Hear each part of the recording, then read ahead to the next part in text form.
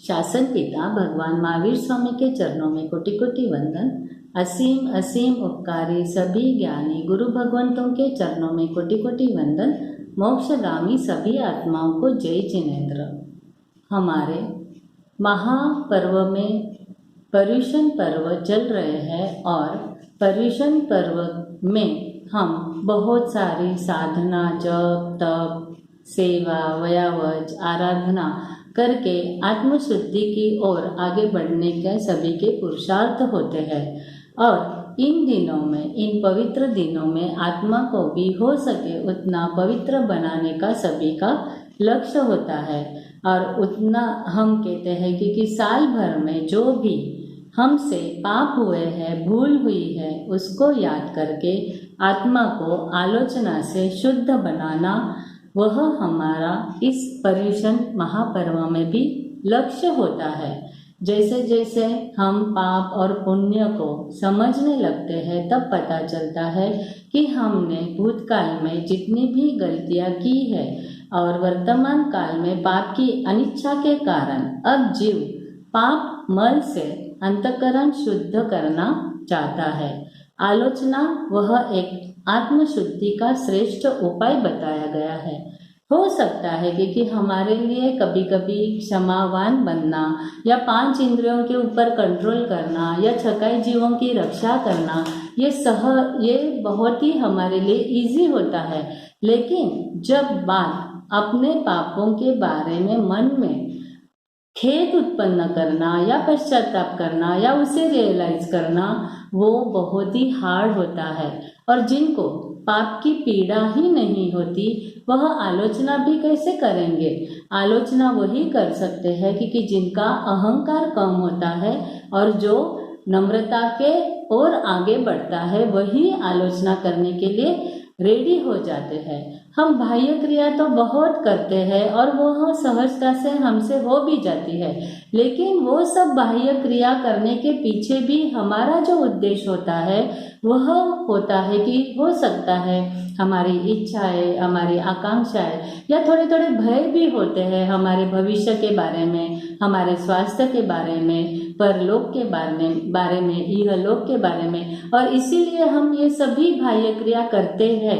लेकिन आलोचना यानी भगवान ने कहा है वह एक अभ्यंतर भाव की क्रिया है जो हमें हमेशा दूसरों के दोष तुरंत दिखाई देते हैं। यानी सामने वाला कोई भी गलत काम करता है या उसने ठीक से नहीं किया है तो वो हमारी नज़र में तुरंत आ जाता है, लेकिन अपने दोषों को समझना बहुत मुश्किल होता है। हमें पता ही नहीं होता है कि हमने अगर गलतियां की है, दोष हमारे हैं, तो उसके लिए हमने कभी भी चिंतन नहीं किया है, मनन नहीं किया है और इसीलिए उसको समझना भी बहुत बार मुश्किल हो जाता है। जैसे कहा जाता है कि अगर हमारे पाँव में अगर कभी कांटा चुभ जाता है तो जब तक वह हम कांटा नहीं निकालते हैं तब तक हमें चैन नहीं पड़ता है।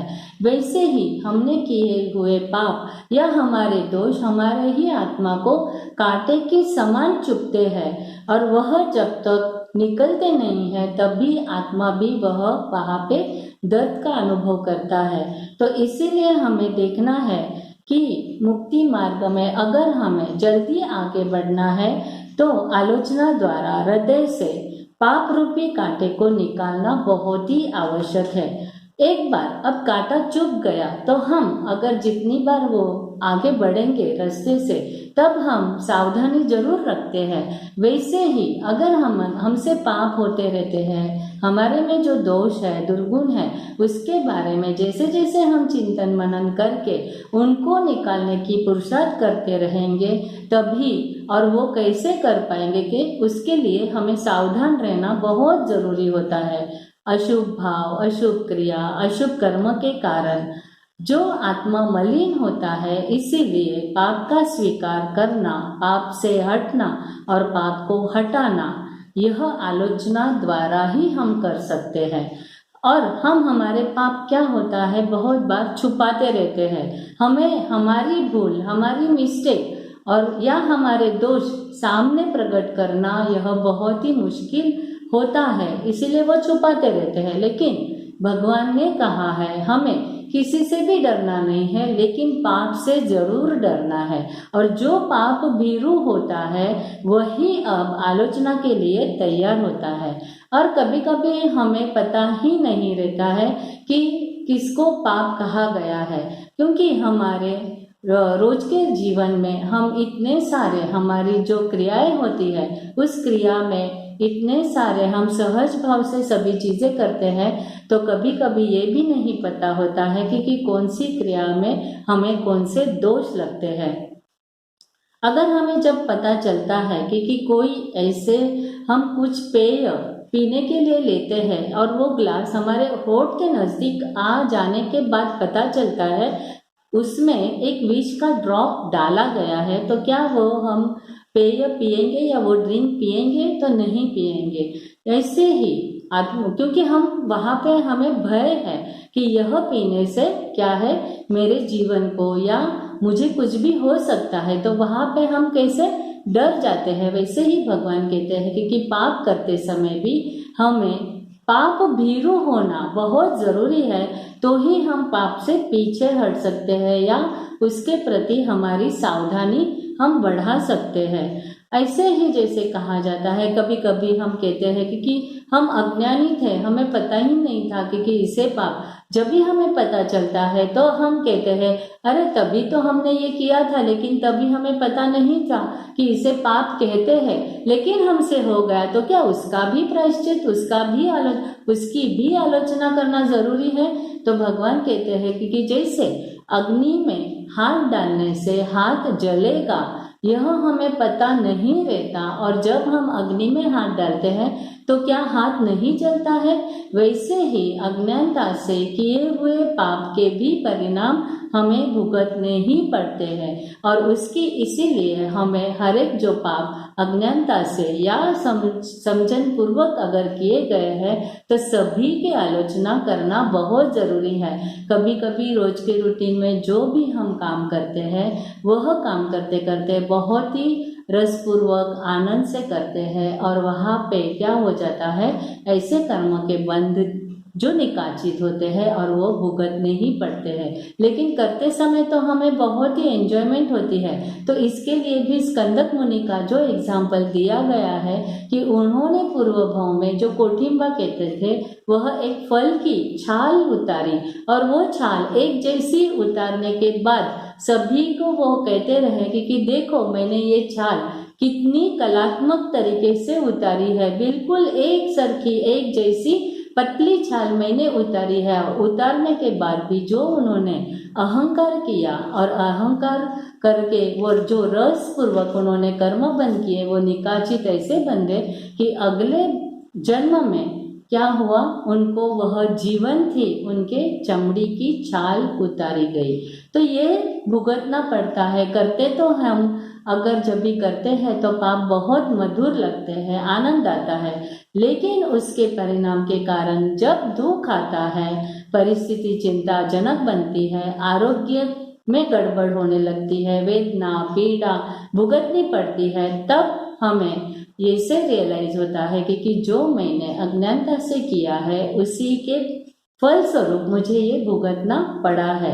जैसे जब तक पाप में मधुरता होती है, वह मनमोहक लगते हैं, तब तक दोष मुक्ति का विचार भी हमें नहीं आता है। और अब हमें पता चलता है कि हम देखते हैं भगवान ने कहा है कि जितना प्रमाद आप पाप के स्वीकार में लगाओगे उतने ही अगर छोटे छोटे पाप उसका हम प्रायश्चित नहीं करते हैं तो वही पाप बड़े स्वरूप लेने में देर नहीं लगती है। तो मेरा प्रमाद ही मेरे पाप का, और पाप होते क्यों है? प्रमाद के कारण, अज्ञानता के कारण ही पाप होते हैं। अब आत्मा को रियलाइज होता है ये सभी पाप के परिणाम अब असह्य बन जाते हैं, इसीलिए अब मुझे मेरे दोषों का जो मेरे दोष है उसकी निंदा करके उसका निर्मूलन करना अब आत्मा को रियलाइज होने लगता है। अब वह आत्मा शुद्ध व्रतों को धारण करने के लिए तत्पर बनता है और जल्दी से जल्दी अब उसे दोषों से मुक्त होना है, यानी निर्जरा करने के लिए उत्सुक आत्मा अब आलोचना करने के लिए तैयार हो जाती है। पाप अपने आत्म वैभव को लूटते हैं, यह समझ में आता है और लगे हुए पापों को दूर करने के लिए अब आत्मा को देर अगर होती है तो वो अनईजी यानी कुछ तो भी ऐसे फील करता है कि जो उसे चैन नहीं देता है। अब उसके पाप उसे शूल की तरह डंक मारने लगते हैं और इसीलिए आलोचना करने में अब बिल्कुल ही वह प्रमाद नहीं करता है। जैसे हम कहते हैं कि अगर हमारे मुंह पे या चेहरे पे एक छोटा सा भी काला ऐसा अगर दाग लग गया है और हमें पता चल गया तो क्या वो दाग हम वैसा ही रखेंगे या उसको चेहरे से निकालने की कोशिश करेंगे? तो साहजिक है हम पहले ही तुरंत ही उसे अपने चेहरे से निकालने के लिए तत्पर बन जाते हैं।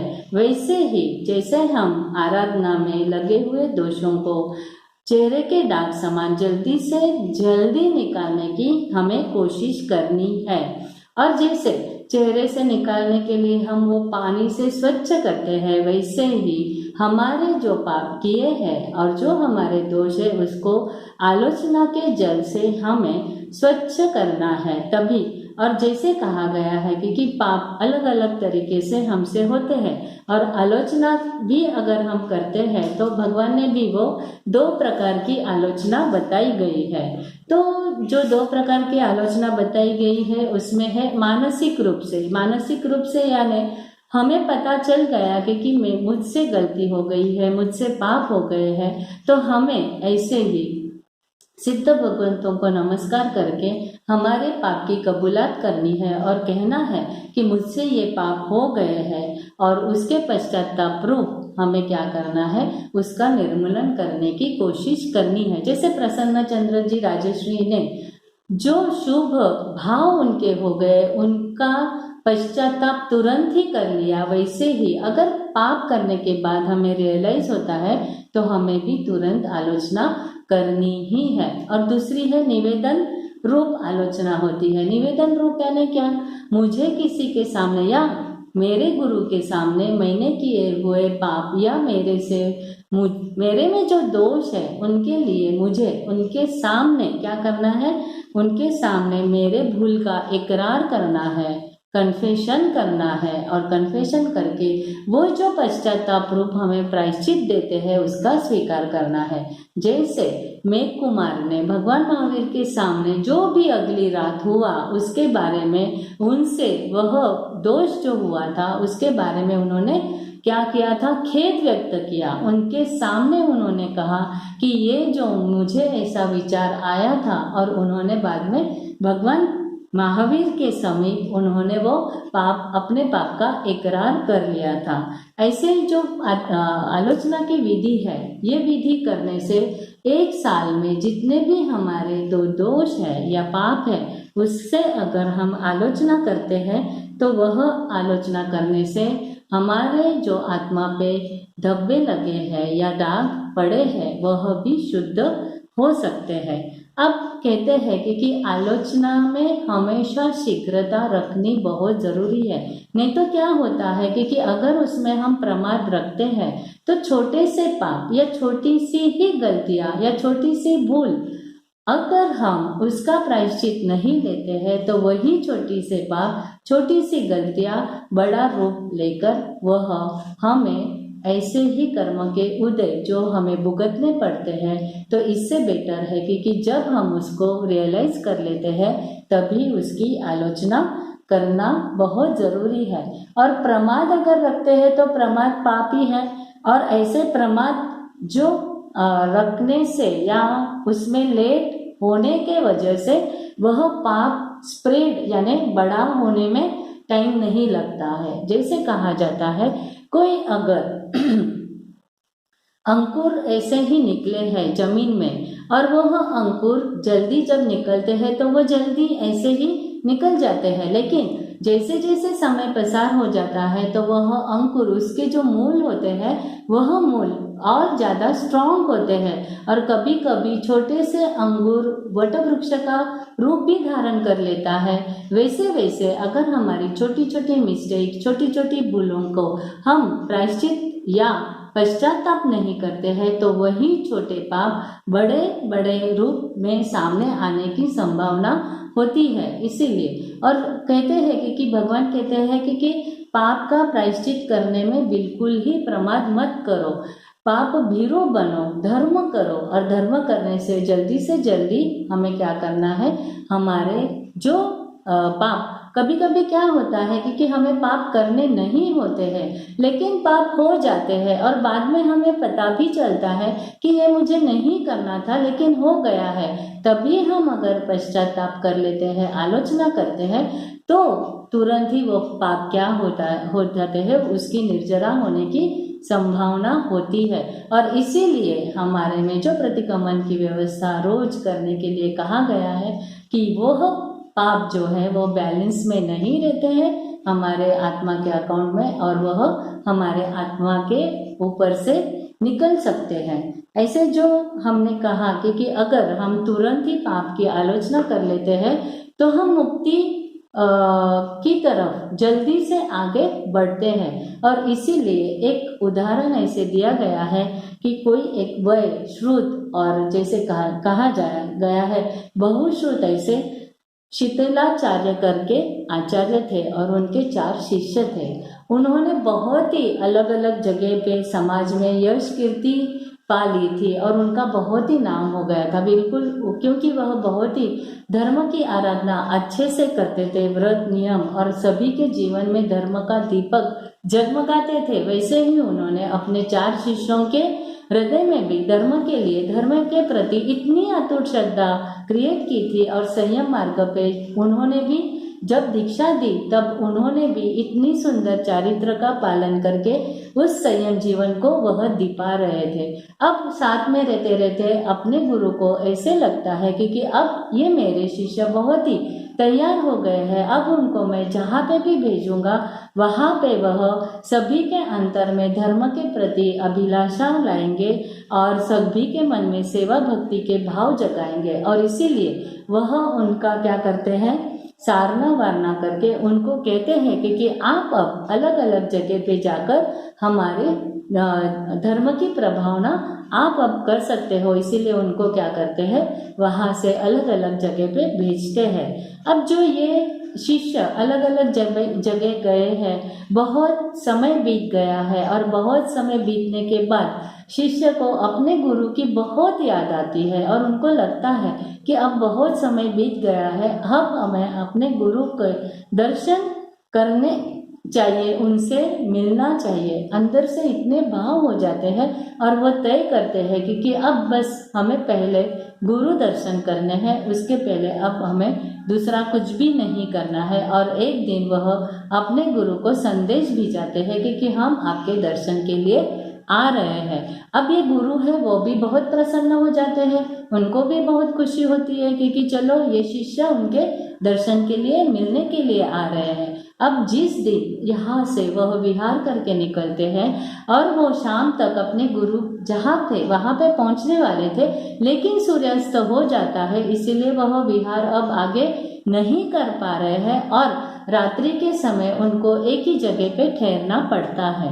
वहाँ पे वो ठहरते हैं और जैसे ही वह पहुँचने वाले थे, यहाँ गुरु वहाँ पे प्रतीक्षा कर रहे हैं, राह देख रहे हैं और यह शिष्य है वहाँ पे नहीं पहुँचते हैं। इसीलिए उनको लगता है कि पता नहीं, संदेश तो भेजा था, मैसेज तो आया था, लेकिन अभी तक क्यों आए नहीं, इसीलिए उनके मन में चिंता होने लगती है।